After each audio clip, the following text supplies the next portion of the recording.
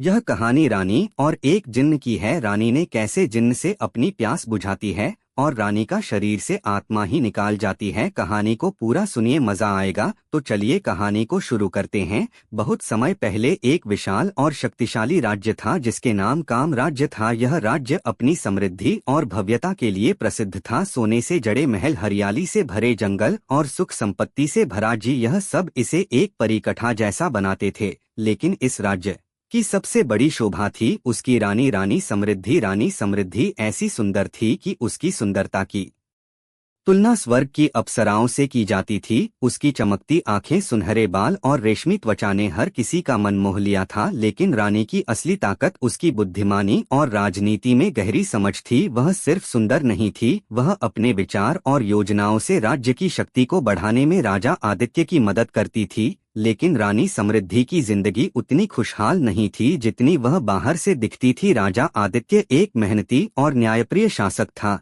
लेकिन वह अपने राज्य की जिम्मेदारियों में इतना व्यस्त था कि अपनी पत्नी को समय नहीं दे पाता था।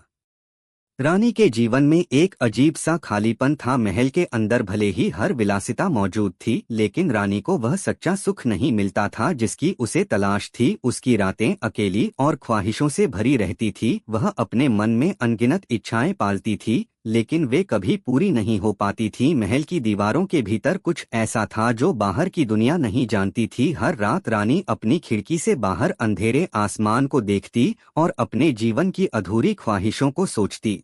महल के नौकर चाकर भी उसकी आंखों में छिपे दर्द को समझते थे, लेकिन कोई भी कुछ कहने की हिम्मत नहीं करता था। रानी का अकेलापन धीरे धीरे बढ़ता जा रहा था। उसे ऐसा लगता था जैसे उसकी आत्मा कहीं खो गई हो। उसे अपने अंदर एक अजीब सी बेचैनी महसूस होती थी जिसे वह समझ नहीं पाती थी। एक दिन रानी ने फैसला किया कि वह महल से बाहर निकले। वह अपनी बहन राजकुमारी नैना के साथ जंगल की सैर पर गई। नैना रानी की एकमात्र दोस्त थी जिसे वह अपना दिल खोल कर सब कुछ बता सकती थी। जंगल की ठंडी हवा और चिड़ियों की मधुर आवाज ने रानी के दिल को थोड़ी राहत दी। लेकिन अचानक उनकी नज़र एक बूढ़े साधु पर पड़ी जो पेड़ के नीचे ध्यान में बैठा था। साधु की उपस्थिति रहस्यमय थी। रानी ने साधु से पूछा, है साधु, तुम कौन हो और इस सुनसान जंगल में क्या कर रहे हो? साधु ने अपनी आंखें खोली और धीमे स्वर में कहा, है रानी, मैं यहाँ नहीं बल्कि तुम्हारे भीतर की बेचैनी को देखने आया हूँ। तुम्हारी आंखें जो कहती हैं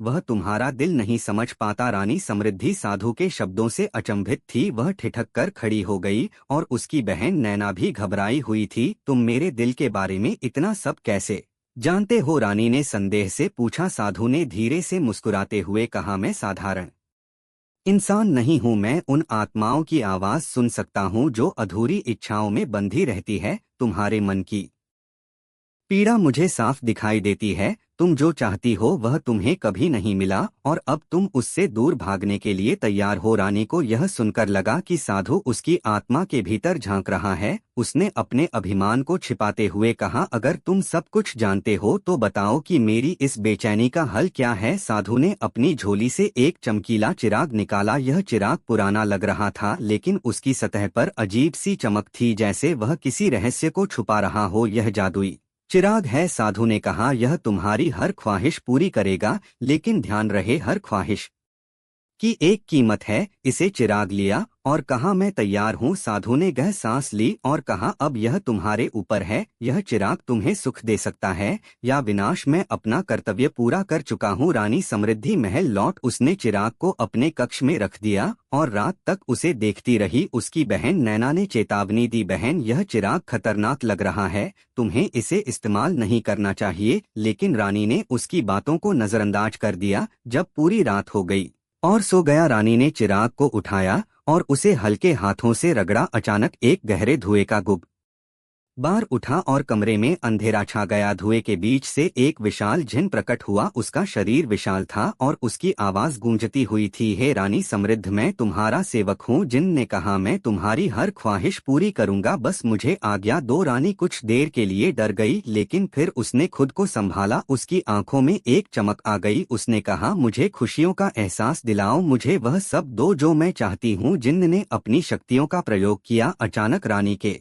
कमरे में सुनहरी रोशनी फैल गई। उसने महसूस किया कि उसके भीतर की अधूरी ख्वाहिशें पूरी हो रही हैं, वह एक गहरी तृप्ति में खो गई। लेकिन अगली सुबह जब रानी जागी तो उसे अपने अंदर एक अजीब सी हल्कापन महसूस हुआ। उसकी आत्मा का हिस्सा मानो गायब हो गया हो। उसने इसे नजरअंदाज किया और फिर से चिराग को रगड़ा। रानी ने बार बार चिराग का इस्तेमाल करना शुरू कर दिया। उसने जिन्न से धन दौलत विलासिता और सच्चे सुख मांगे। महल का हर कोना अब सोने और कीमती रत्नों से भर गया था। राजा आदित्य भी इस बदलाव को नोटिस करने लगा, लेकिन रानी की इच्छाओं के पीछे के रहस्य को समझ नहीं पाया। महल में एक रहस्यमय माहौल बनने लगा। नौकर चाक को अजीब आवाजें सुनाई देती। रात को महल के गलियारों में परछाइयां चलती। रानी की इच्छाओं के कारण महल का वातावरण बदलने लगा था। हर ख्वाहिश के साथ रानी के अंदर का खालीपन बढ़ता गया। उसकी आत्मा धीरे धीरे खो रही थी। जिन्न हर बार चेतावनी देता, लेकिन रानी उसकी बातों को अनसुना कर देती। महल में अब सब कुछ बदल चुका था। हर कोने में ऐसी विलासिता थी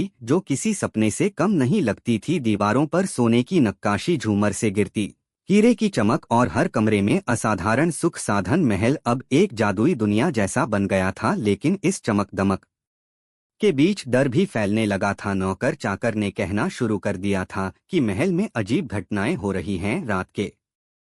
लेकिन आप रुकने का नाम नहीं लेती। रानी ने उसे घूरते हुए कहा, मुझे तुम्हारी चेतावनी की परवाह नहीं। मुझे मेरी इच्छाएं पूरी करनी है। मुझे खुशी चाहिए। इस बार रानी ने जिन्न से मांग की, मुझे वह खूबसूरती दो जो समय के साथ कभी ना मिटे। मैं हमेशा जवान और सुंदर रहना चाहती हूँ। जिन्न ने एक गहरी सांस ली और कहा, तुम्हारी ख्वाहिश पूरी होगी, लेकिन इसकी कीमत बहुत भारी होगी। जिन्न ने अपनी शक्तियों का इस्तेमाल किया। रानी की सुंदरता और बढ़ गई। वह अब और भी आकर्षक लगने लगी, लेकिन इस ख्वाहिश ने उसकी आत्मा का एक बड़ा हिस्सा छीन लिया। रानी को भी अपने अंदर एक बदलाव महसूस होने लगा। उसे लगता जैसे उसकी इच्छाओं के बावजूद वह अंदर से खाली होती जा रही है। वह जितना ज्यादा मांगती उतनी ही अधूरी महसूस करती। एक रात रानी को एक अजीब सपना आया। उसने देखा कि एक सुनसान रेगिस्तान में खड़ी है, चारों तरफ कोई नहीं था। अचानक एक परछाई उसके पास आई और कहा, तुमने अपनी आत्मा का सौदा किया है, अब तुम अकेली हो। तुम्हारी इच्छाएं तुम्हें खत्म कर देंगी। रानी घबराकर उठ गई। उसे पसीना आ रहा था, लेकिन उसने इसे केवल एक सपना समझा। कुछ समय बाद रानी को यह महसूस होने लगा कि उसकी खूबसूरती और विलासिता भी उसे खुशी नहीं दे पा रही। उसे डर था कि समय के साथ उसकी खूबसूरती मिट जाएगी और वह अकेली रह जाएगी। उसने जिन्न को फिर से बुलाया, मुझे अमृत चाहिए। उसने कहा, मैं हमेशा के लिए जवान और अमर रहना चाहती हूँ। मैं कभी ना मरूं और हमेशा दुनिया पर राज करूं। जिन्न ने एक पल के लिए चुप्पी साध ली। फिर उसने कहा, यह आखिरी ख्वाहिश आपकी आत्मा का बचा हुआ हिस्सा भी खत्म कर देगी। आप अमर तो होंगी, लेकिन आत्मा के बिना आप सिर्फ एक खाली शरीर बन जाएंगी। क्या आप इसके लिए तैयार हैं? रानी ने सोचा भी नहीं। उसकी लालसा इतनी गहरी थी कि उसने बिना किसी झिझक के कहा, मैं तैयार हूँ। जिन्न ने अपनी शक्तियों का इस्तेमाल किया। कमरे में एक गहरा अंधेरा छा गया। रानी को लगा जैसे उसके अंदर से कुछ निकल रहा है। जब अंधेरा छटा तो रानी को महसूस हुआ कि वह अब अमर है। उसकी खूबसूरती और शक्ति अब हमेशा के लिए थी। लेकिन जल्द ही रानी को एहसास हुआ कि जिन्न ने जो कहा था वह सच था। वह अमर तो हो गई थी, लेकिन उसकी आत्मा पूरी तरह खत्म हो चुकी थी। वह अंदर से पूरी तरह खाली थी। उसे अब किसी भी चीज में खुशी नहीं मिलती थी। महल अब पूरी तरह शापित लगने लगा। नौकर चाकर ने महल छोड़ दिया। राजा आदित्य भी रानी के अजीब व्यवहार से परेशान होकर उससे दूर रहने लगा। रानी अकेली हो गई। वह अमर थी, लेकिन यह अमृत्व अब एक श्राप बन गया था। हर रात वह महल के गलियारों में भटकती रहती, अपनी खोई हुई आत्मा की तलाश में। आज भी उस राज्य में रानी समृद्धि का महल खड़ा है। लोग कहते हैं कि रात के समय वहां रानी की आत्मा की आवाजें सुनाई देती हैं। वह हर आने वाले को चेतावनी देती है, इच्छाओं पर काबू रखना सीखो। अगर तुम अपनी लालसाओं को